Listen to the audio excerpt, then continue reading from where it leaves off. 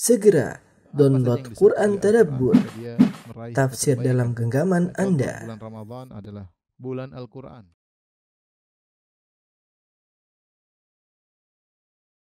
Bismillahirrahmanirrahim. Assalamualaikum warahmatullahi wabarakatuh. Alhamdulillahi ala ihsanih wa syukru lahu ala taufiqihi wa amtinanih. Wa asyhadu an la ilaha illallah wahdahu la syarika lahu ta'ziman li sya'nih. Wa asyhadu anna Muhammadan abduhu wa rasuluhu da'ila ridwanih. Allahumma salli alaihi wa ala alihi wa ashabihi wa ikhwanih. Ikhwan akhwat, bapak-bapak dan ibu-ibu, para jamaah majelis ta'lim Qalbun Salim yang dirahmati oleh Allah Subhanahu wa taala. Kita melanjutkan bahasan kita tentang kitab Syarah Riyadhus Shalihin. Dan kita masuk pada hadis yang keempat, masih berkaitan tentang pembahasan ikhlas dan pentingnya niat ya. Hadis keempat, wa an Abi Abdullah Jabir bin Abdullah Al-Ansari radhiyallahu ta'ala anhuma, dari sahabat Abu Abdullah Jabir bin Abdullah radhiyallahu anhuma, qala, beliau berkata, kunna ma'an Nabi sallallahu alaihi wasallam fi ghazatin. Suatu hari kami bersama Nabi sallallahu alaihi wasallam di suatu peperangan. Faqala inna bil madinati la rijalan, sungguhnya di kota Madinah ada beberapa lelaki, masirtum masiran, tidaklah kalian melewati suatu perjalanan, wala qata'tum wadiyan, tidaklah kalian melewati lembah, illa kanu ma'akum, kecuali mereka bersama kalian.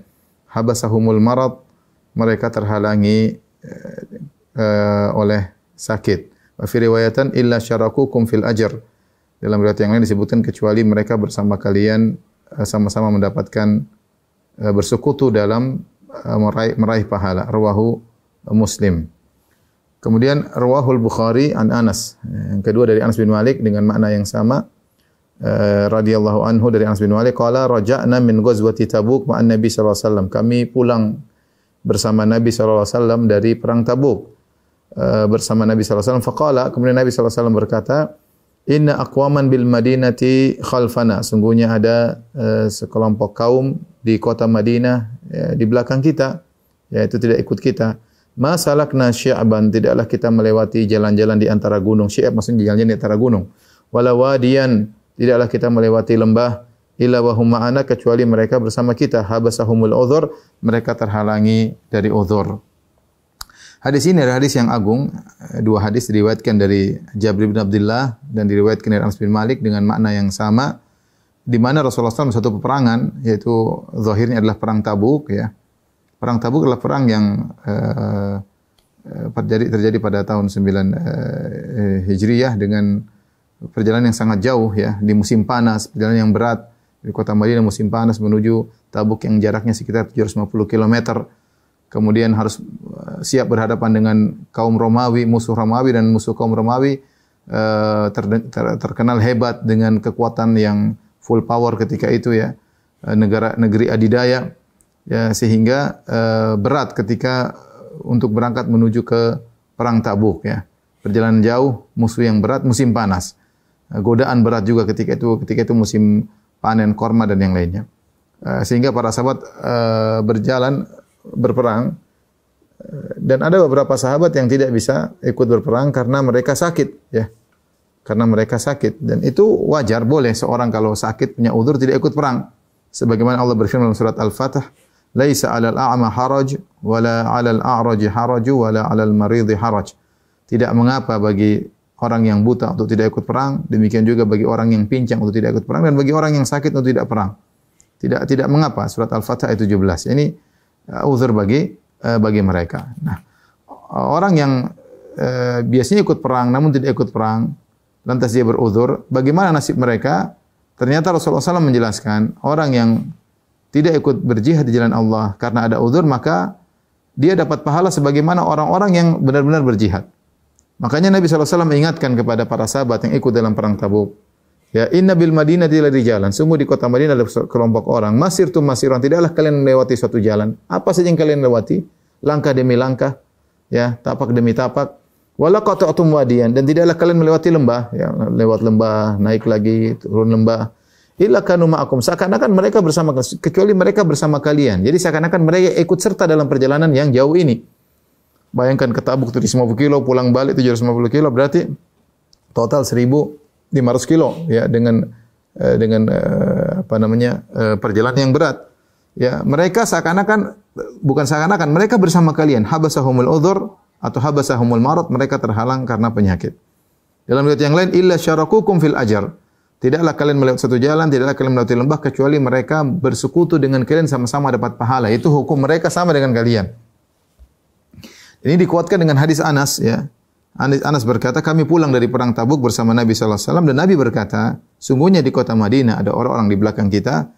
Ma salakna syi'ban, tidaklah kita melewati jalan-jalan. Syi'ab itu jalan-jalan di antar gunung-gunung, wala wadiyan, dan tidaklah kita melewati lembah kecuali mereka bersama kita. Jadi seakan-akan mereka hadir. Habasahumul udhur, namun mereka tidak bisa hadir karena mereka terhalangi oleh udhur. Kita tahu orang yang berjuang di jalan Allah Subhanahu wa taala, ya mereka mendapatkan pahala dari semua apa yang mereka lakukan. Keletihan yang mereka rasakan, setiap langkah yang mereka lewati, pulang pergi semuanya berpahala. Dan ini Allah sudah singgung dalam surat At-Taubah ayat 120 121. Kata Allah Subhanahu wa taala, "Dzalika bi annahum la yusibuhum dhama'un wala nasabun wala makhmasatun fi sabilillah." Dan demikian itu tidaklah mereka, yaitu para mujahidin, ditimpa dengan rasa haus, atau mereka ditimpa dengan rasa letih, atau mereka ditimpa dengan rasa lapar fi sabilillah, di jalan Allah Subhanahu wa taala. Wala yata'una mauti an yaghidul kuffar, dan tidaklah mereka menginjakkan kaki mereka pada suatu tempat yang membuat orang kafir menjadi marah. Wala yanaluna min aduwin nailan, dan tidaklah mereka mengganggu atau mencelakakan orang-orang kafir illa kutiba lahum bihi amalun shalih, dalam peperangan tentunya, kecuali dicatat bagi mereka sebagai amal saleh. Itu apa yang mereka rasakan, letih, haus, lapar, capek ya, membuat jengkel orang kafir atau menyerang mereka, semuanya adalah dicatat sebagai amal saleh. Innallaha la yudhi'u ajral muhsinin.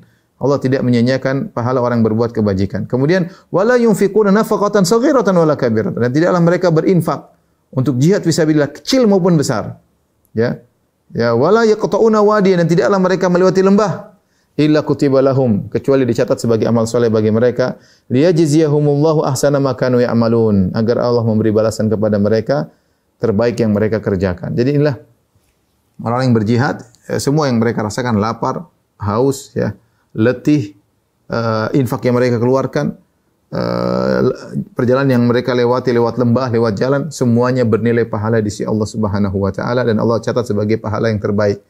Rupanya orang-orang yang tidak ikut jihad karena ada uzur sama pahalanya, dan ini menunjukkan bahwasanya orang yang terbiasa melakukan suatu amal kemudian terhalangi karena ada uzur, maka pahalanya tetap dicatat oleh Allah Subhanahu wa taala ya. Maka kita punya kaidah ikhwan ya.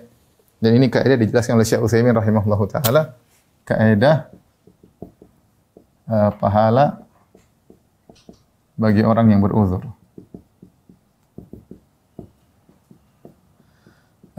Syekh Utsaimin menyimpulkan bahwasanya orang yang beruzur ada dua model orang yang beruzur. Dua model. Pertama, dia yang beruzur namun berniat untuk beramal.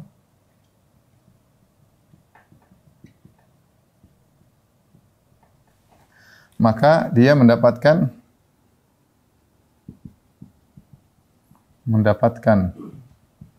pahala amal. Yang kedua, hanya mendapatkan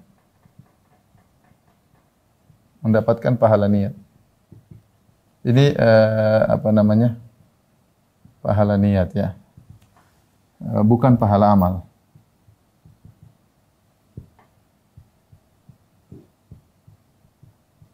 Tentunya yang pertama lebih tinggi kedudukannya daripada yang kedua ya. Dia mendapatkan pahala amal dengan syarat jika amal tersebut, amal yang tidak bisa dia kerjakan tersebut, dia tidak bisa kerjakan.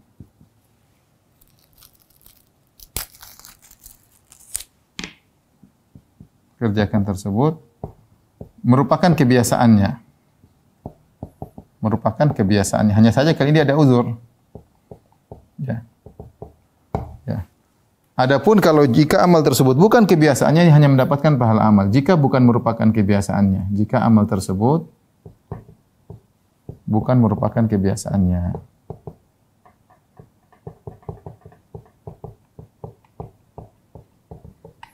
Apa dalilnya? Dalilnya ya. Dalil hadis yang sedang kita bahas ya. Demikian juga sabda Nabi sallallahu alaihi wasallam apa namanya? Idza maridal abdu atau safar kutiba lahu makana ya'malu muqiman sahihan. Kata Nabi sallallahu alaihi wasallam, jika seorang hamba sakit atau dia bersafar, tetap dicatat bagi dia amal yang biasa dia kerjakan ketika sedang mukim, ketika sedang tidak safar dan ketika sedang sakit ya. Jadi seorang yang biasanya kalau dia lagi tidak safar, dia biasanya salat malam, biasanya salat rawatib. Ketika dia safar dia tidak salat malam. Ketika dia safar dia tidak salat rawatib. Maka tetap dicatat pahala dia seakan-akan dia salat rawatib dan salat malam. Kenapa? Karena itu kebiasaan dia ketika dia mukim. Demikian seorang ketika sehat, biasanya dia berinfak, biasanya dia menyambung silaturahmi, biasanya dia mengunjungi kawan-kawan, biasanya dia membantu orang yang anak yatim. Ketika dia sakit dia enggak bisa. Tetap dicatat kebiasaan dia. Ya, meskipun dia tidak bisa. Kenapa? Karena ada uzur yang menghalanginya. Ya, karena ada uzur yang menghalanginya. Ini dalil yang sangat tegas. Demikian juga hadis yang sedang kita bahas tadi. Dalil yang lain adalah hadis yang sedang kita bahas. Hadis Jabir tadi dan Anas radhiyallahu taala anhu. Rasulullah inna bil Madinah tidak di jalan, sungguhnya di kota Madinah ada orang-orang yang tidaklah kalian melewati suatu jalan, tidak melewati suatu lembah, tidak melewati jalan di tengah-tengah gunung kecuali mereka illa syarakukum fil ajr. Mereka sama seperti kalian dapat pahala, seakan-akan mereka hadir. Kenapa? Karena itu kebiasaan mereka. Kemudian juga firman Allah Subhanahu wa taala, la yastawil qa'idun, kata Allah Subhanahu wa taala, la yastawil qa'iduna ghairu ulil dharar.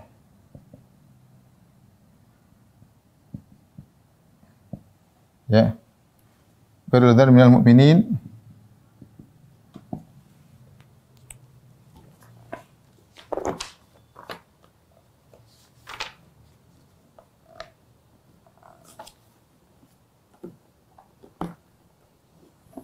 la yastawil qa'iduna minal mu'minina ghairu ulil dharar. Ya. Ghairu ulil dharar wal mujahidun fi sabilillah bi amwalihim wa anfusihim. Faddala Allahu mujahidin.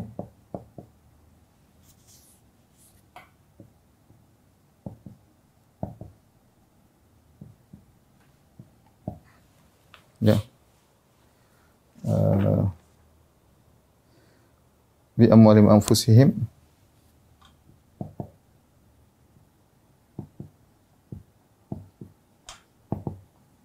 alal qa'idina darajah.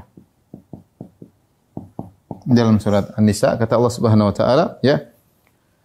La yastawil qa'idun, tidaklah sama orang-orang yang duduk tidak ikut perang, minal mu'min dari kalangan kaum mukminin, ghairu ulil dharar yang tidak punya uzur syar'i. Di sini Allah mengatakan ghairu ulil dharar yang tidak punya uzur syar'i, wal mujahiduna fi sabilillah bi amwalihim wa anfusihim. Tidak sama antara orang yang tidak ikut perang dengan orang-orang yang ikut perang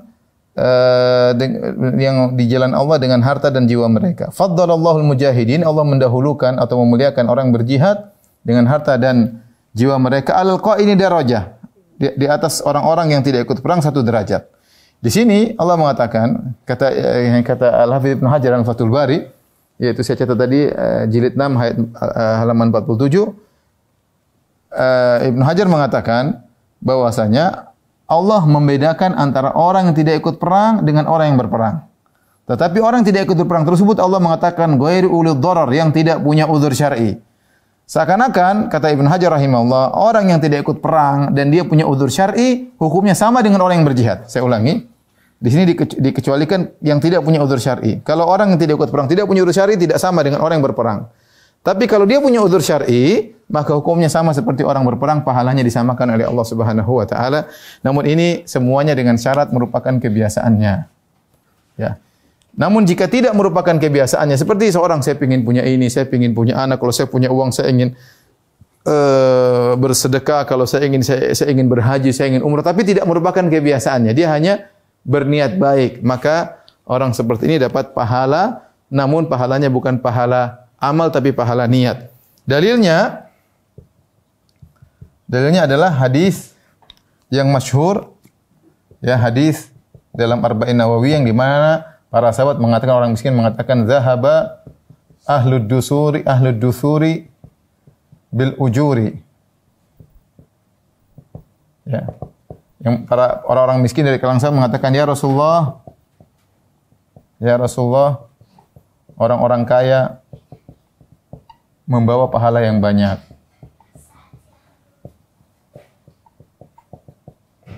Kenapa? Maka orang-orang miskin berkata, yusalluna kama nusalli. Kami orang miskin salat, mereka juga salat. Wa yasumuna kama nasum. Kami puasa, orang miskin yang kaya juga berpuasa. Wa yatasaddaquna bi fuduli amwalim. Bedanya mereka bisa berinfak, kami tidak bisa. Maka Rasulullah SAW mengatakan, kalau begitu, afala adullukum, ya, maukah tunjukkan kepada kalian yang perkara yang kalian bisa bersedekah dengannya. Maka Rasulullah mengatakan, inna likulli tasbihan sadaqah. Bertasbih sedekah, bertahlil sedekah, bertakbir sedekah. Habis salat kamu berzikir 33 kali, tasbih, tahlil, tahmid 33 kali, itu juga sedekah. Ya. Maka akhirnya orang miskin dari kalangan muhajirin, orang miskin mereka kemudian mengamal, mereka berzikir. Berzikir. Ternyata orang-orang kaya dari kalangan para sahabat mendengar bahwasanya Rasulullah SAW mengatakan bersedekah bukan cuma dengan harta, ternyata dengan zikir juga bisa bersedekah. Akhirnya orang-orang kaya juga banyak berzikir. Sebagian orang miskin lapor lagi sama Nabi, ya Rasulullah, ternyata sami'a ikhwanuna, ya, al-aghniya, sungguhnya saudara-saudara kami yang kaya, mereka mendengar tentang apa yang kau sampaikan, sehingga kami berzikir, mereka juga berzikir. Tetap saja mereka bersedekah, kami tidak bisa bersedekah. Kata Nabi SAW, dzalika fadlullahi yu'tihi may yasha. Ya sudah, itu karunia Allah berikan kepada mereka. Lihat di sini, dalam hadis ini hadis yang jelas, si miskin dari kalangan muhajirin ingin bisa berinfak seperti orang-orang kaya. Namun dia tidak bisa melakukannya, dan itu bukan kebiasaannya. Tapi dia dapat pahala niat. Dia dapat pahala niat, sementara tidak mendapatkan pahala amal. Kalau dia mendapat pahala amal, tentunya dia sama dengan orang-orang kaya. Tapi Rasulullah tetap mengatakan, membedakan antara yang beramal langsung dengan orang yang bukan merupakan kebiasaannya. Rasulullah SAW berkata, dzalika fadlullahi yu'tihi may yasha. Itulah kelebihan yang Allah berikan kepada orang-orang kaya. Jadi, kalau bukan merupakan kebiasaan, maka cuma dapat pahala niat, bukan pahala amal. Ini subhanallah ringkasan dari penjelasan Syekh Utsaimin rahimahullahu taala. Saya lihat ini bagian yang menggabungkan, mengkompromikan dalil yang ada. Dari sini saya ingatkan, apa faedah dari ini semua, ya? Apa faedahnya? Ikhwan dan akhwat yang rahmatillah subhanahu, terutama ibu-ibu, terutama kita yang sudah mencapai mungkin masa semakin tua, biasakanlah kita beramal soleh di saat kita masih muda, di saat kita masih kaya, di saat kita masih sehat, ya. Karena kaidah mengatakan, jika suatu saat kita sudah tua, atau suatu saat ekonomi kita turun, suatu saat kita sakit, ya, pahala kita akan jalan terus, argo kita akan jalan terus. Karena itu kebiasaan kita. Seorang yang ketika dia sedang kaya, dia biasa berinfak. Kapan masa pandemi, kapan apa ekonomi jatuh, apakah argo pahalanya berhenti? Enggak, jalan terus. Kenapa? Karena itu kebiasaan dia. Bukan dengan orang yang berangan, coba saya pingin kaya, tapi dia belum pernah berinfak. Kita bicara orang yang terbiasa. Kita mau masih sehat, sholat malam lah, puasa sunnah lah. Nanti suatu saat kalau kita tua, nggak bisa lagi. Nggak bisa puasa sunnah, nggak bisa lagi sholat malam karena capek, nggak bisa lagi sholat berdiri, harusnya duduk di kursi. Tetap pahala kita seperti kita sholat seperti biasanya. Kenapa? Itu kebiasaan kita.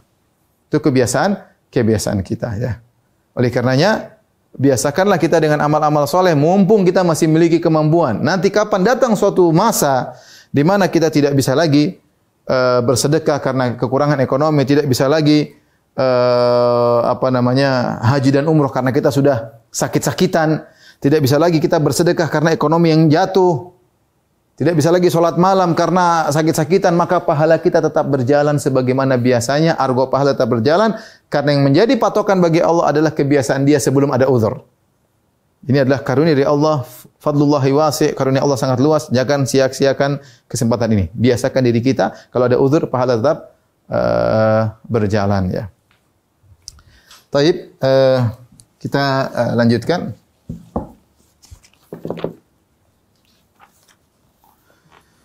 Hadis berikutnya, wan Abi Yazid, Ma'an bin Yazid ibn al-Akhnas radhiyallahu anhum huwa wa abuhu wa jadduhu sahabiyun, dari Abi Yazid Ma'an bin Yazid. Ada seorang sahabat namanya Ma'an dan dia kunyahnya Abu Yazid. Ternyata bapaknya juga namanya Yazid. Ya. Dia namanya Ma'an, kunyahnya Abu Yazid, bapaknya namanya Yazid Ibn al-Akhnas, kakeknya namanya Al-Akhnas. Tiga-tiganya sahabat. Ma'an bin Yazid bin Akhnas. Tiga-tiganya kata Imam Nawawi, dia, bapaknya dan kakeknya semuanya sahabat. Dia bercerita, Ma'an, kana Abi Yazid akhraja dananir yatasaddaqu biha. Ayahku namanya Yazid suatu hari berinfak beberapa dinar, dia sedekahkan. Fa wada'aha inda rajulin fil masjid. Kemudian dia menitipkan uang tersebut kepada seorang di masjid. Faji'tu fa akhadhtuha. Maka aku pun datang dan aku mengambil uang tersebut, dinar-dinar tersebut. Ingat ya, 1 dinar, kalau kita konversikan sekarang 1 dinar itu 4/4 gram emas. Jadi dia bersedekah berdinar-dinar, bergram-gram, mungkin puluhan gram emas dia taruh di orang di masjid, tolong kasihkan bagi orang yang enggak mampu. Ternyata anaknya sendiri, jadi bapaknya yang taruh uang, titip uang di orang di masjid, anaknya datang lalu ambil. Fa ataituhu biha. Lantas aku pun bawa emas tersebut kepada bapakku. Aku ambil emasmu, wahai ayahanda. Bapaknya berkata, wallahi ma iyyaka aradtu, wahai putraku, aku tidak bermaksud memberikan emas ini kepada engkau. Ya, bapaknya tidak terima. Jangan kau ambil emas tersebut. Saya maksudnya mau kasih orang lain. Ya, kenapa kau ambil? Fa khasamtuhu ila Rasulullah sallallahu alaihi wasallam, maka aku adukan perkataan ayahku kepada Nabi sallallahu alaihi wasallam. Anaknya juga tetap bersikeras untuk mengambil uang tersebut. Maka dia pun mengadukan perkara ini, diangkatlah perkara ini kepada Rasulullah sallallahu alaihi wasallam. Apa jawaban Nabi sallallahu alaihi wasallam setelah mendengar cerita tersebut? Kata Nabi sallallahu alaihi wasallam, "Laka ma nawaita ya Yazid." Ya. Engkau mendapatkan apa yang kau niatkan wahai Yazid, yaitu kau berniat untuk memberikan harta ini kepada orang miskin, kau dapatkan meskipun ternyata yang mengambil anakmu, ya.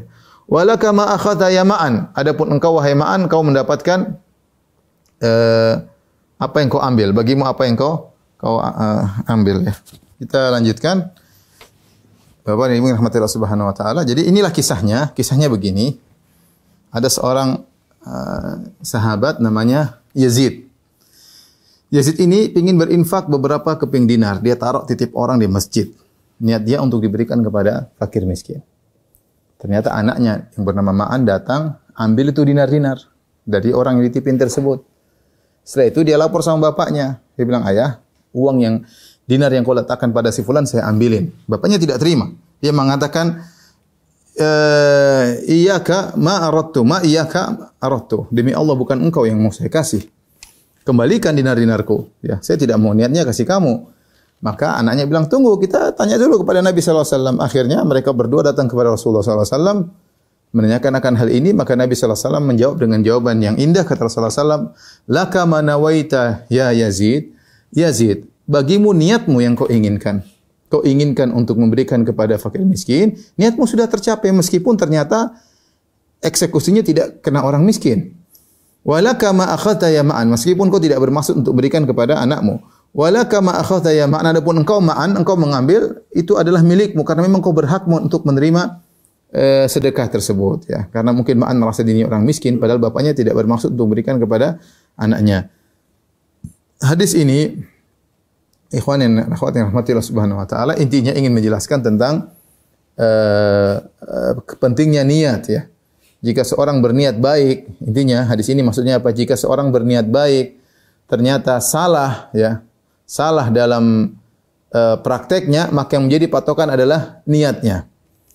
Yang menjadi patokan adalah niatnya. Oleh karenanya, para ulama berselisih tentang seorang dia ingin bayar zakat dan niat dia adalah untuk memberikan kepada fakir miskin. Dia pergi kepada seorang, dia kasih zakat tersebut, zakat mal. Dia sangka itu orang miskin, ternyata itu orang tidak miskin.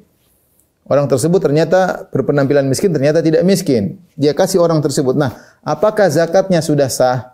Karena niatnya adalah memberikan kepada fakir miskin. Ternyata orang yang dikasih tidak miskin. Apakah zakatnya sudah sah? Ataukah dia harus membayar zakat yang lain? Karena zakatnya salah. Salah bayar. Salah penempatan. Maka ada khilaf di kalangan para ulama. Sebenarnya mengatakan bahwasanya dia harus mengulangi zakatnya karena zakatnya dia serahkan tidak pada tempatnya. Bukan pada orang miskin, pada orang kaya. Pendapat yang lebih benar, wallahu alam bisawab, bahwasanya zakatnya sah. Kenapa? Karena niat dia sudah berniat untuk memberikan kepada orang miskin dan dia sudah berusaha ternyata dia kecele atau dia tertipu, ya. Oleh karenanya yang benar bahwasanya zakatnya sudah sah. Seorang ketika bayar zakat dia berusaha berhati-hati. Tidak sembarang kasih orang, dia cek orang ini miskin atau tidak. Tapi kalau dia sudah berusaha, dia sudah memverifikasi, sudah cek mungkin ke lurah, ke RT, kemudian dia kasihkan, ternyata kenyataannya orang ini bukan orang miskin. Ternyata orang ini berkecukupan, dia tidak mungkin dia ngambil lagi hartanya. Tapi intinya dia tetap zakatnya sah. Kenapa? Karena dia sudah berusaha dan amalan niatnya yang menjadi penentu. Sebagaimana dalilnya adalah ini, Yazid ketika Yazid bin Al-Akhnas ketika meletakkan dinar-dinar di seseorang, dia tidak niatkan untuk anaknya. Tetapi ternyata diambil oleh anaknya. Intinya dia ingin memberikan kepada orang yang membutuhkan tapi bukan anaknya. Namun yang ketika dia tidak menginginkan kepada anaknya, Rasulullah tetap mengatakan laka manawait, bagimu apa yang kau niatkan. Tetap dapat pahala. Ya. Adapun Ma'an berhak juga mengambil dinar-dinar tersebut karena dia merasa dirinya berhak untuk mengambil bantuan tersebut. Jadi saya katakan tadi yang benar bahwasanya orang kalau sudah bertekad untuk bayar zakat diberikan kepada fakir miskin ternyata salah, ya ternyata salah, maka dia tetap dapat pahala sesuai dengan niatnya. Dan ini adalah keutamaan Allah yang luas. Misalnya seorang meletakkan kasih uang sama orang untuk disumbangkan ke suatu daerah, ternyata di tengah jalan uang tersebut dirampok. Kita katakan apakah dia sia-sia? Jawabannya tidak. Tetap dia dapat pahala sebagaimana dia harapkan. Karena dia sudah amanah, dia sudah letakkan ke orang yang amanah, dia sudah berusaha, ternyata di tengah jalan dirampok. Ini kejadian. Sebagian orang mengambil uang untuk diberikan kepada bantuan kaum muslimin, ternyata dirampok ke tengah jalan. Apakah pahala dia sia-sia? Jawabannya tidak. Kita jawabannya seperti jawaban Nabi, laka manawait, bagi engkau apa yang sudah kau niatkan. Dia sudah berniat, sudah berusaha, ternyata terhalang di tengah jalan, tetap dia mendapatkan apa yang dia niatkan. Dan yang menakjubkan dari kisah ini, sebagian ulama mengambil dalil bahwasanya bagaimana para sahabat dahulu mereka mengutamakan dalil. Tidak pekewuh, tidak merasa enggak enak sama anak atau ayahnya. Ma'an mengatakan, kita tanya kepada Nabi SAW, menurut dia benar, ya. Menurut dia benar, dia berhak mendapatkan hal tersebut dan dia tidak durhaka kepada ayahnya, ya. Dia merasa dia benar, dia tidak salah, dia berhak untuk mengambil dinar-dinar tersebut. Bapaknya juga merasa benar. Bapaknya tidak merasa, kamu anakku sudah ambil aja, enggak. Dia merasa bahwasanya dia harus bersedekah pada tempatnya dan dia merasa anaknya tidak pantas untuk menerima apa yang dia berikan. Sehingga meskipun itu anaknya, dia tetap mengadu kepada Nabi sallallahu alaihi wasallam. Ini menunjukkan bagaimana kedua orang ini ingin berdalil berhukum kepada Nabi sallallahu alaihi wasallam, tidak pandang bulu apakah itu bapak atau anaknya. Selama sama-sama ingin mencari kebaikan, ini bukan bentuk durhaka kepada orang tua. Karena sang anak Ma'an ingin sampai pada kebenaran dan sang ayah juga tidak dikatakan tidak sayang sama anaknya. Tidak, dia bersikeras agar dia ingin amal soleh dia benar-benar sesuai dengan yang dia inginkan. Sehingga dia ladeni anaknya untuk diadukan kepada Rasulullah SAW dan dia bersikeras dan dia tidak mengatakan sudahlah. Tidak, dia ingin harta dia benar-benar bermanfaat untuk di akhirat dan ternyata dua-duanya benar. Ternyata dua-duanya benar. Bagi ayahnya apa yang dia niatkan dan bagi Ma'an apa yang dia ambil, ya. Hadis berikutnya, hadis yang panjang. Wa an Abi Ishaq Sa'ad bin Abi Waqqas Malik bin Uhaib bin Abdi Manaf Ibnu Zuhrah bin Kilab bin Murrah bin Ka'ab bin Lu'ay al-Qurashi az-Zuhri. Dari Abu Ishaq, yaitu sahabat Sa'ad bin Abi Waqqas radhiyallahu ta'ala anhu, yang namanya adalah bapaknya namanya Malik, ya. Abu Waqqas namanya Malik bin Uhaib bin Abdi Manaf bin Zuhrah bin Kilab. Yang ini sudah kita jelaskan dalam kisah Sa'ad bin Abi Waqqas, bahwasanya Sa'ad bin Abi Waqqas bertemu dengan Nabi pada kakek yang kesekian yang bernama Kilab bin Murrah, ya. Dan dia sebelum Kilab bin Murrah namanya Zuhrah bin Kilab, sehingga akhirnya Sa'ad bin Abi Malik dikatakan Zuhri. Az-Zuhri karena dia dinisbahkan kepada kakeknya yang bernama Zuhrah radhiyallahu anhu, dan dia seorang Quraisy. Salah seorang ahadil asyara al-masyhud lahum bil jannah. Salah seorang dari 10 orang yang dijamin masuk surga oleh Nabi sallallahu alaihi wasallam. Siapa 10 orang tersebut? Rasulullah SAW berkata, Abu Bakar fil jannah, Abu Bakar di surga, Umar fil jannah, Umar di surga, Utsman fil jannah, Utsman di surga, Ali fil jannah, Ali di surga, Zubair bin Awam di surga, Abdurrahman bin Auf di surga, Talha bin Ubaidillah di surga, Sa'ad bin Abi Waqqas di surga, Sa'id, kemudian Abu Ubaidah bin Jarrah di surga dan Sa'id bin Zaid di surga. 10 orang yang Rasulullah SAW jamin masuk surga. Di antaranya adalah Sa'ad bin Abi Waqqas radhiyallahu taala anhum. Sa'ad bin Abi Waqqas berkata, "Ja'ani Rasulullah sallallahu alaihi wasallam ya'uduni ama hajjatil wada min waja'in ishtadda bi." Ketika tahun haji wada, Nabi SAW berhaji, berangkat itu pada tahun 10 Hijriyah. Di bulan Dzulhijjah. Rasulullah SAW wafat pada tahun 11 Hijriyah, yaitu bulan Rabiul Awal setelah hajian. Di bulan Dzulhijjah di akhir tahun 10 Hijriyah Rasulullah SAW berangkat mulai tanggal 25 Dzulqa'dah keluar dari kota Madinah menuju Mekah dan sampai tanggal 4 Dzulhijjah. Ketika itu Rasulullah SAW keluar dengan sekitar 100, ada yang mengatakan 80.000 sahabat berhaji rame-rame, ada yang mengatakan 100.000 sahabat, ada yang mengatakan 120.000 sahabat. Intinya banyak. Rasulullah beri pengumuman semua orang pada berangkat ingin berhaji bersama Rasulullah SAW. Di antara yang berhaji bersama Nabi adalah kaum Muhajirin. Di antara kaum Muhajirin adalah Sa'ad bin Abi Waqqas radhiyallahu taala anhu. Kemudian mereka melaksanakan haji, setelah itu haji selesai. Ketika haji selesai, waktunya pulang ke kota Madinah, ternyata Sa'ad bin Abi Waqqas sakit. Sementara dia ingin meninggal di kota Madinah. Dia telah berhijrah, meninggalkan Mekah menuju Madinah, sehingga dia diberi status muhajirin. Salah seorang muhajirin. Kenapa dikatakan muhajirin? Karena dia meninggalkan Mekah menuju Madinah. Nah, dia tidak ingin dikatakan telah berhijrah, tapi ternyata meninggal di kota Mekah itu sendiri. Padahal dia diberi gelar muhajiri. Karena dia meninggalkan Mekah menuju Madinah. Sekarang habis haji wada, dia sakit dan dia tertahan di kota Mekah. Dan dia khawatir dia akan meninggal dunia. Maka kata dia, "Ya'uduni," Rasulullah SAW menjengukku ketika aku sakit. Ini sunnah, menjenguk orang yang sakit. "Min wajhin ishtadda bi," karena sakit yang parah yang aku rasakan. Dan dia merasa akan meninggal dunia. Faqultu ya Rasulullah, "Inni qad balagha bi minal waj'i ma tara." Ya Rasulullah, lihatlah sakitku parah sebagaimana engkau lihat. Sakitku parah ya Rasulullah sebagaimana engkau lihat. Wa ana dzu malin, dan aku memiliki harta yang banyak. Wa la yarithuni illa binatun li, dan tidak ada ahli warisku kecuali seorang putri saja. Afa atasaddaqu bi thulutsai mali? Bolehkah aku bersedekah dengan 2/3 hartaku? Qala la. Kata Nabi sallallahu alaihi wasallam, jangan. Qultu fasyatru, bolehkah aku bersedekah ya Rasulullah dengan setengah hartaku? Qala la. Kata Nabi sallallahu alaihi wasallam, tidak. Tidak boleh kalau setengah. Qultu, aku berkata, fathulutsu ya Rasulullah, bolehkah aku bersedekah? Aku tu menginfakkan hartaku, sedekahkan 1/3 hartaku. Qala ats-tsulutsu wal-tsulutsu katsir. Kata Nabi sallallahu alaihi wasallam, 1/3 boleh dan 1/3 itu banyak. Au kabir. Kemudian Rasulullah SAW menjelaskan kenapa tidak perlu banyak-banyak untuk bersedekah ketika akan meninggal dunia. Ini wasiat namanya. Innaka in antadhara warasataka aghniya khairan min antadharahum alatan yatakaffafuna an-nas. Kenapa wahai Sa'ad bin Abi Waqqas? Karena kalau engkau meninggal dan engkau meninggalkan dalam kondisi meninggalkan ahli warismu dalam kondisi berkecukupan, itu lebih baik daripada engkau meninggalkan mereka dalam kondisi miskin, minta-minta kepada manusia. Wa innaka lan tunfiqu nafaqatan tabtaghi bi wajhi Allah illa ujirta alaihi. Dan tidaklah kau menginfakkan satu infak apapun yang kau berharap wajah Allah kecuali kau dapat pahala. Hatta mata ja'alu fi imratik, sampai suapan yang kau suapkan ke mulut istrimu.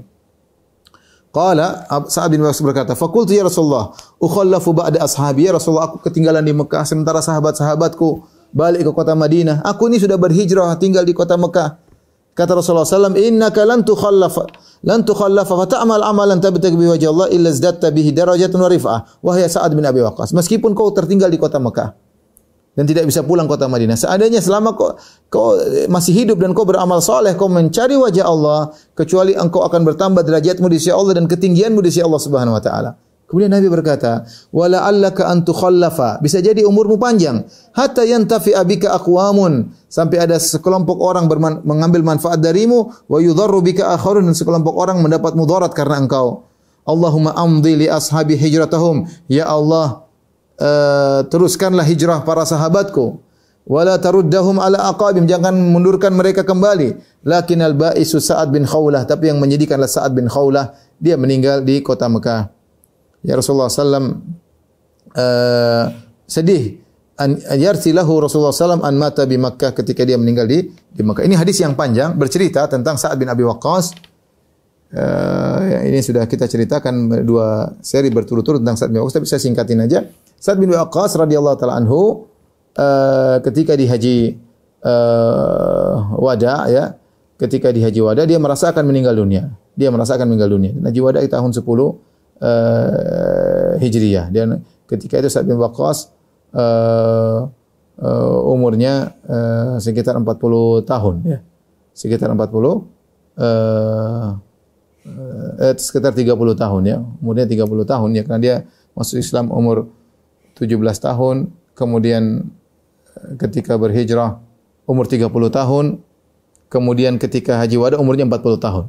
Umurnya 40 tahun dan dia sakit dan dia merasakan meninggal dunia dan dia ingin bersedekah 2/3 hartanya karena dia tahu ahli warisnya cuma seorang wanita.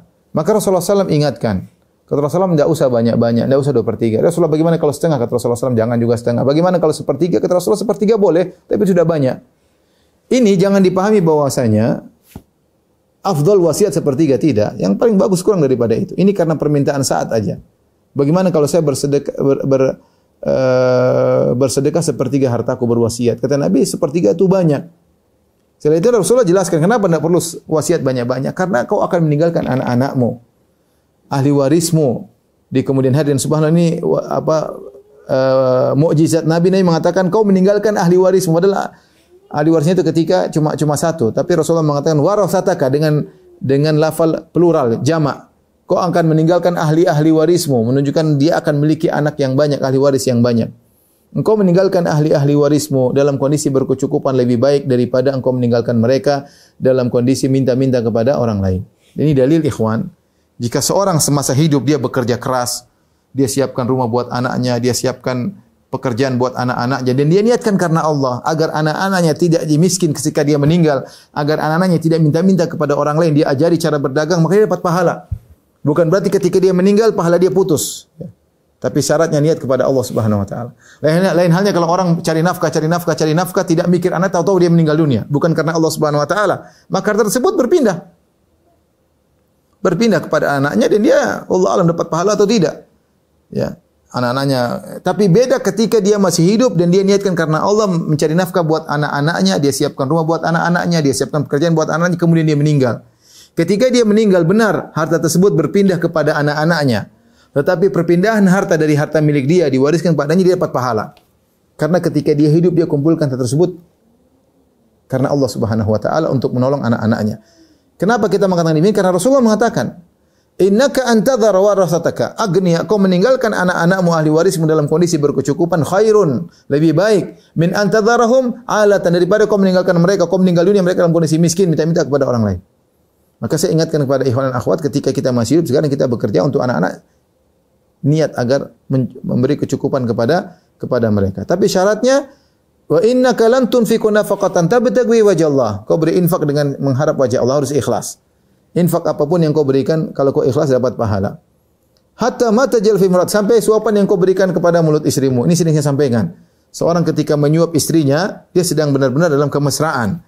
Bahkan saya katakan ini tidak terjadi mungkin kepada sebagian kita kecuali di awal pernikahan. Seorang suami ini suapin istrinya, istri suapin suaminya, es krim dia suapin kepada istrinya, istrinya suapin es krim pada suami. Itu cuma romantika zaman dahulu. Zaman sekarang mungkin sudah tidak dilakukan lagi karena sudah tua, ya, sudah pakai untuk melakukan romantis-romantis, padahal tetap dianjurkan. Artinya, ketika seorang suami sedang menyuapkan makanan kepada istri lagi mesra-mesranya.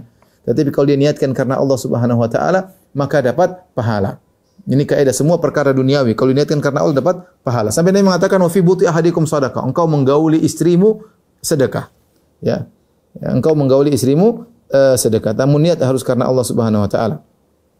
Kemudian Sa'ad bin Waqqas berkata, "Wahai Rasulullah, bagaimana aku tinggal sementara sahabat-sahabatku pulang ke kota Madinah?" Kata Rasulullah SAW, "Kalaupun kau tertinggal di kota Mekah, kau beramal soleh dengan berharap wajah Allah, tabtaghi biha wajh Allah, kau berharap amal salehmu dengan mengharap wajah Allah, illa zdatta bihi darajah wa rifah, akhirnya akan bertambah derajatmu dan ketinggianmu, dan bisa jadi hidupmu panjang wahai Sa'ad." Dan ini di antara mukjizat Nabi dan terjadi benar. Ternyata Sa'ad bin Waqqas ketika umur 40 tahun khawatir akan meninggal dunia, ternyata Allah panjangkan umurnya dan dia baru wafat tahun 55 Hijriyah, yaitu 45 tahun kemudian, dan dia wafat dalam usia 85 tahun. Ternyata masih dipanjangkan umurnya 45 tahun lagi setelah itu yang dia menyangka dia akan meninggal dunia. Dan ternyata dia punya anak lagi 35 orang sehingga anaknya totalnya 36 orang, Sa'ad bin Abi Waqqas. Ya, subhanallah radhiyallahu taala anhu. Gitulah demikianlah sebagian orang menyangka akan mati, ternyata umurnya panjang. Sebagian banyak menyangka akan hidup panjang, ternyata meninggal dunia. Wa kam min sahihin mata min ghairi illatin. Tazawwad min at-taqwa fa innaka la tadri. Berbekalah dengan ketakwaan, sungguhnya kau tidak tahu. Idza janna al-lailu hal ta'ishu ila al-fajri. Kalau tiba malam hari, apakah kau masih bisa hidup sampai pagi hari? Wa kam min sahihin mata min ghairi illatin. Betapa banyak orang sehat tiba-tiba meninggal tanpa didahului dengan muqaddimah sakit, tidak ada tahu-tahu meninggal dunia. Wa kam min saqimin ashahina min ad-dahri. Betapa banyak orang sakit dia merasa dia meninggal dunia, ternyata dia hidup dalam waktu yang lama, di antaranya Sa'ad bin Abi Waqqas. Dia menyangka dia akan meninggal, ternyata Allah kasih umurnya 45 tahun lagi dan punya anak 36 orang. Kemudian kata Nabi sallallahu alaihi wasallam, kau akan diperpanjang umurmu. Bisa jadi umurmu panjang, maka banyak orang mengambil manfaat darimu, yaitu dalam perang Al-Qadisiyah, Sa'ad bin Abi Waqqas menaklukkan Persia, dan sebagian orang mendapatkan kemudaratan denganmu, itu orang Persia yang mendapat kemudaratan karena peperangan Al-Qadisiyah yang dipimpin oleh Sa'ad bin Abi Waqqas. Ya. Inilah pembahasan tentang hadis ini. Intinya, ikhwan dan akhwat yang dirahmati Allah Subhanahu wa taala, ada kaidah yang penting dalam hadis ini, bahwasanya perkara-perkara duniawi bisa berubah menjadi perkara agama jika diniatkan karena Allah Subhanahu wa taala. Dalam hadis yang lain kata Rasulullah sallallahu alaihi wasallam, "Idza anfaqa rajulu ala ahlihi wa huwa yahtasibuha." Jika seorang berinfak kepada istrinya dan dia dalam kondisi ihtisab, yaitu berharap wajah Allah, maka dia akan dapat pahala. Dan ini nasihat bagi kawan-kawan yang memiliki pekerjaan, ya, agar ketika mereka keluar rumah niatkan karena Allah Subhanahu wa taala. Mudah. Kita sekarang keluar kerja ke kantor, apakah jadi dokter, apakah jadi pedagang, atau jadi PNS, ya, atau tenaga kesehatan, atau jadi tukang, atau jadi apapun, konsultan. Ketika kita keluar niatkan karena Allah. Kita niatkan bagaimana? Ya Allah, saya cari nafkah untuk anak-anakku karena perintahmu. Ya Allah, saya cari nafkah, sebagian akan saya sedekahkan di jalanmu. Akan saya infakkan bagi anak yatim, akan saya infakkan untuk dakwah. Ya Allah, saya mencari nafkah, ya, agar saya menyenangkan kedua orang tuaku, saya ingin beri hadiah buat mereka. Jadi sambung. Karena Engkau yang merintahkan itu semua. Kau yang merintahkan silaturahmi. Ya Allah, saya cari nafkah agar saya bisa berikan kepada kakak dan adikku. Selama kita punya niat seperti itu, argo pahala jalan terus. Karena kita mencari wajah Allah Subhanahu wa taala. Dengan kita selalu berniat begitu, dunia tidak masuk dalam hati kita. Lain halnya ketika niat ini hilang dari hati kita, benar-benar orientasi kita dunia. Beda tatkala kita niatkan saya untuk orang tua, untuk kakak, untuk adik, untuk tetangga, untuk dakwah, untuk macam-macam.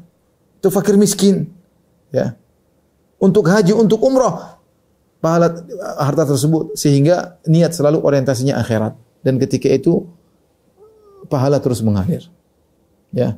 Pahala terus mengalir. Jadi hadirkan niat tersebut, karena niat yang baik bisa merubah perkara duniawi menjadi perkara ukhrawi. Ini sangat penting dalam kehidupan kita sehari-hari, ya. Ya, dalam kehidupan kita sehari-hari. Tidak mengapa Anda memiliki harta yang banyak, yang penting niatnya karena Allah Subhanahu wa taala. Di sini sampaikan, misalnya seorang punya rumah luas, dan di antara kebahagiaan adalah baitun wasi, arba'un minas sa'adah. Kata Nabi, 4 perkara di antara kebahagiaan yang merupakan sumber kebahagiaan. Di antaranya baitun wasi, markabun hani, di antaranya rumah yang luas, kendaraan yang nyaman. Seorang berniat, dia punya harta, dia bikin rumah yang luas. Buat apa? Tempat silaturahmi. Ada rapat, orang datang rapat di rumahnya. Ada tamu, bisa dia terima tamu tersebut, ya. Ada silaturahmi, kerabat-kerabatnya kumpul. Mungkin dia punya kolam renang, orang bisa, anak ponakan-ponakannya bisa berenang di situ. Niatkan karena Allah. Sehingga rumah besar tersebut bukan masuk di hatinya sebagai dunia murni, orientasi bukan itu, tapi orientasi karena akhirat. Tinggal dia atur hatinya. Tinggal dia atur hatinya sehingga dunia tidak merasuk dalam hatinya, ya, tidak merasuk dalam hatinya, ya.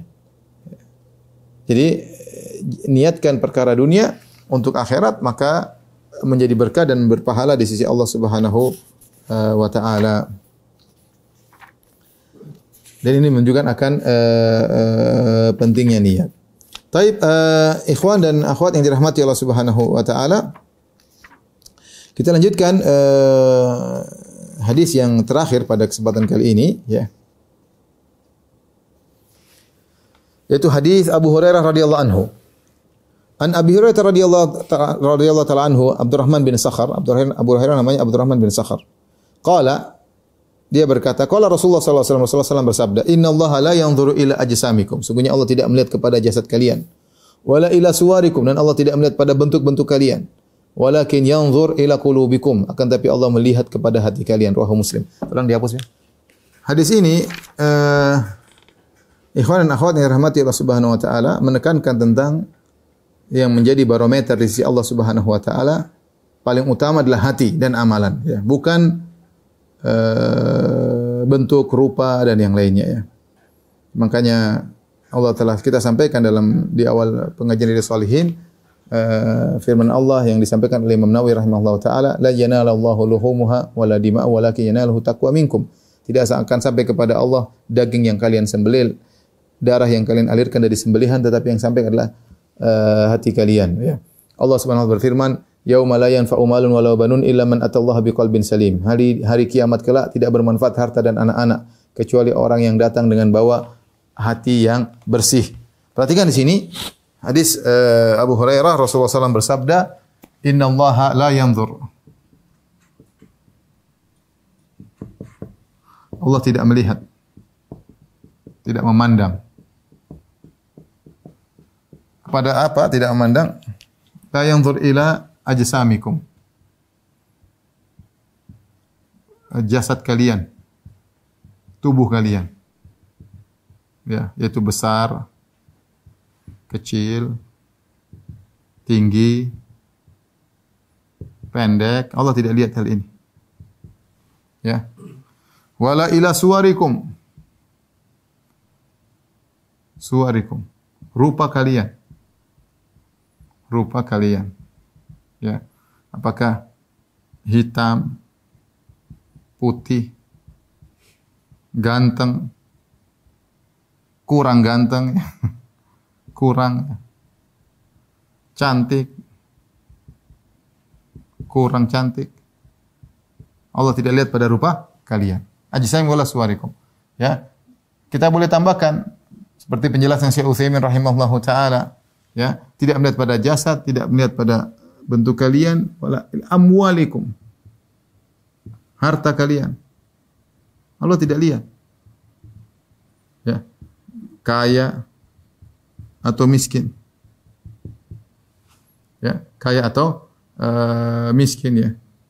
Kemudian juga Allah tidak melihat kepada nasab kalian, kata Syekh Utsaimin, nasab kalian, ansabikum.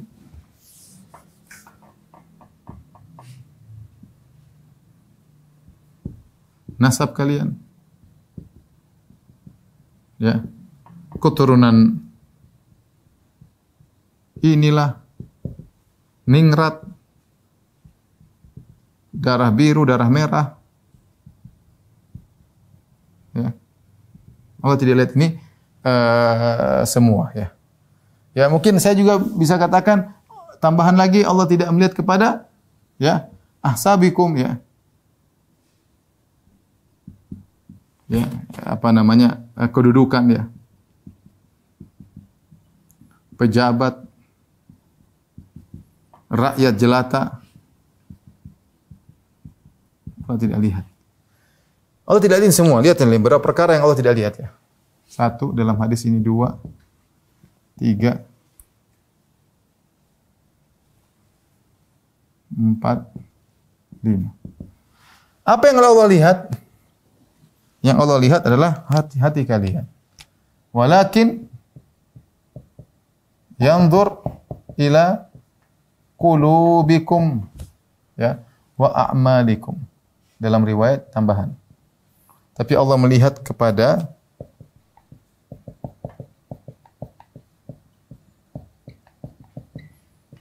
dua perkara, yaitu qulubikum, hati kalian.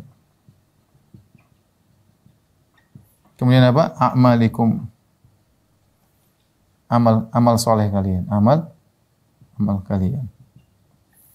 Ini merupakan barometer utama tatkala menilai seseorang. Ya, dan ini ditujukan oleh banyak dalil. Allah Subhanahu wa taala berfirman, "Ya ayyuhan nasu inna khalaqnakum min dzakarin wa untha wa ja'alnakum syu'uban wa qabaila lita'arafu. Inna akramakum indallahi atqakum." Wahai manusia sekalian, aku ciptakan kalian dari suku-suku dan berbangsa-bangsa, laki-laki dan perempuan, suku-suku berbangsa-bangsa, agar kalian saling mengenal. Bukan untuk kalian bangga-banggaan, saya suku ini, saya warna kulit begini, saya bangsa ini, saya keturunan bule, saya bule potan, enggak ada urusan. Walakin inna akramakum indallahi atqakum. Yang paling mulia di sisi Allah, yang paling bertakwa di antara kalian. Yang paling bertakwa itu menjadi paling mulia di sisi Allah Subhanahu wa taala. Ya. Ini semua ya bahwasanya jasad, bentuk, ya, ini bukan bahan penilaian Allah. Yang Allah nilai adalah hati dan amalan. Ini yang bisa mendatangkan ketakwaan. Inilah merupakan ketakwaan. Maka jangan seorang terpedaya dengan rupa, terpedaya dengan penampilan. Ini yang sering menjadikan, ini yang jadi pusat perhatian manusia, penampilan zahir. Ya, pusat perhatian manusia. Terutama ibu-ibu. Penampilan zahir. Ini yang menjadi masalah ya. Perhatian sama jasad ya, harus ya, seksi lah, apalah, bentuk, make up segala macam lah, harta, dengan tas keren, tas mewah, jam mahal, mobil keren, nasab, saya keturunan ini ya. Saya pejabat, macam sudah. Ini semua manusia sering perhatikan. Dan inilah barometer manusia. Ini pusat perhatian manusia, perhatikan. Dan inilah barometer penilaian manusia. Kita bicara secara jujur saja. Kita kalau lihat orang kaya kita hormat, jelas. Manusiawi, lihat pejabat kita hormat. Lihat ningrat, keturunan nasab kita hormat. Lihat orang mewah kaya kita hormat. Lihat orang tampan kita hormat. Lihat orang jelek kita menghina. Lihat orang cantik kita Masya Allah. Lihat kurang cantik kita mandang miring. Lihat jasad besar kita lihat badan kurus kerempeng kita hinakan. Itulah wajar manusia menilai barometernya seperti itu. Tapi itu bukan barometer Allah Subhanahu wa taala. Betapa banyak orang berkulit hitam lebih mulia daripada orang yang berkulit putih bahkan bernasab tinggi. Bilal yang berkulit hitam jadi mulia, dijamin masuk surga. Bahkan Nabi SAW mendengar terompahnya di hadapan Nabi SAW. Sementara banyak orang-orang berkulit putih, berambut pirang di neraka jahanam. Bilal. Ya. Lihatlah bagaimana Salman Al-Farisi yang bukan Arab, dia dari Persia, tetapi dimuliakan oleh Allah Subhanahu wa taala. Makanya seorang penyair berkata laqad rafa'al Islamu Salman Al-Farisi. Waqad wada'a al-kufru an-nasiba abalahabin. Sungguh Islam telah mengangkat Salman Al-Farisi dan kekufuran telah menjatuhkan orang yang bernasab tinggi Abu Lahab pamannya Nabi sallallahu alaihi wasallam. Kita bangga-banggaan nasab buat apa? Saya keturunan yang Allah lihat. Kalau kalian beriman dan bertakwa semua bermanfaat. Kalau kalian beriman bertakwa, kedudukan kalian bermanfaat. Digunakan untuk takwa, pejabat yang bertakwa luar biasa. Kalau kalian bertakwa, nasab kalian bermanfaat. Apalagi keturunan, misalnya keturunan Nabi SAW, soleh, luar biasa manfaatnya. Ya, bermanfaat. Harta kalau bertakwa bermanfaat. Ni'mal mal salih li rajuli salih. Sebaik-baik harta yang baik adalah milik seorang laki yang soleh. Bermanfaat. Ya. Demikian juga kalau orang menggunakan jasadnya untuk ketakwaan al-mu'minul qawi khairu minal mu'minid dhaif. Mukmin yang kuat lebih baik daripada mukmin yang lemah. Sama, dia punya rupa yang menawan kalau dia gunakan untuk misalnya seorang wanita untuk menundukkan pandangan suaminya, menyenangkan hati suaminya, pahalanya besar. Seorang laki mungkin tampan kemudian dia gunakan untuk jalan-jalan kebaikan ya, untuk berdakwah misalnya atau yang lainnya, boleh-boleh saja. Ya. Jadi saya katakan kalau seorang sering ketakwaan, maka ini semua bermanfaat. Ya ikhwan, terutama ibu-ibu ya. Bisa jadi seorang yang kita hina, bisa jadi pembantu kita, bisa jadi supir kita yang kita rendahkan karena mungkin miskin, bisa jadi lebih mulia di sisi Allah daripada kita. Kita enggak tahu ketakwaannya, mungkin dia sabar, mungkin dia berbakti sama orang tuanya, mungkin dia bersyukur, mungkin dia tidak suudzon. Sementara kita mungkin yang punya duit suudzon, merendahkan orang lain dan yang lainnya ya. Makanya saya selalu ingat tentang hadis di mana nanti akan sampai juga akan kita jelaskan ketika Ibnu Abbas mengatakan kepada muridnya, ala adulluka imra'atan min ahli jannah. Aku tunjukkan kepada engkau seorang wanita penghuni surga. Hadhil mar'atu sauda, lihatlah ini, wanita berkulit hitam ini penghuni surga. Atatin Nabi sallallahu alaihi wasallam, datang kepada Nabi sallallahu alaihi wasallam, dia berkata, ya Rasulullah, ini usra wa ini atakasyaf, ya Rasulullah, aku terkena penyakit ayan dan aku kalau sudah terkena penyakit terbuka sebagian auratku. Udullah an yashfiani, berdoalah agar aku disembuhkan oleh Allah. Maka Nabi berkata, kalau kau mau, aku doakan Allah, aku berdoa kepada Allah, maka akan sembuh. Kalau kau mau, kau bersabar, walakil jannah. Wa in syi'ti sabarti walakil jannah. Kalau kau mau, kau bersabar, masuk surga. Kata dia, Rasulullah, aku pilih sabar. Aku ingin surga. Lakin ud'u Allah alla atakasyaf. Tapi berdoalah kepada Allah agar aku tidak tersingkap. Subhanallah. Ini perempuan mungkin yang berkulit hitam, yang mungkin orang dia tidak tertarik oleh sebagian orang. Tapi ternyata dia penghuni surga. Maka hati-hati, yang paling diperhatikan adalah hati, niat. Niat Anda ini hati ketika Rasulullah mengatakan walakin yanzuru ila qulubikum, akan tapi Allah melihat kepada hati kalian. Maka ini sangat penting tentang niat. Penting perhatian terhadap niat. Baru amal. Amal juga kalau tanpa niat percuma. Jadi didahulukan masalah hati karena hati ini adalah barometer utama. Mulai saat ini kita sama latihan. Saya mau ke situ ngapain? Nanya hati saya. Saya mau ceramah ini ngapain? Nanya hati saya. Saya mau pergi ke pengajian, saya pergi ke orang tua ngapain? Tanya hati saya, karena Allah kah atau karena yang lainnya? Ingat seorang salaf ketika ditanya, ala tahdurul janazah, tidakkah kau menghadiri melayat janazah? Kata dia, makanakum, sebentar. Hatta uhdiron niyat, sampai aku hadirkan niat. Ini yang paling penting, karena ini jadi bahan penilaian Allah Subhanahu wa taala. Jangan terpedaya dengan dunia yang kita miliki, ya. Karena itu bukan bahan penilaian Allah Subhanahu wa taala. Demikian para ikhwan dan akhwat yang dirahmati Allah Subhanahu wa taala, majelis taklim Qalbun Salim dirahmati Allah Subhanahu wa taala, kajian kita insyaallah kita lanjutkan 2 pekan lagi, tetap bersama kitab Riyadhus Shalihin. Kurang lebih saya mohon maaf. Wabillahi taufiq wal hidayah. Assalamualaikum warahmatullahi wabarakatuh.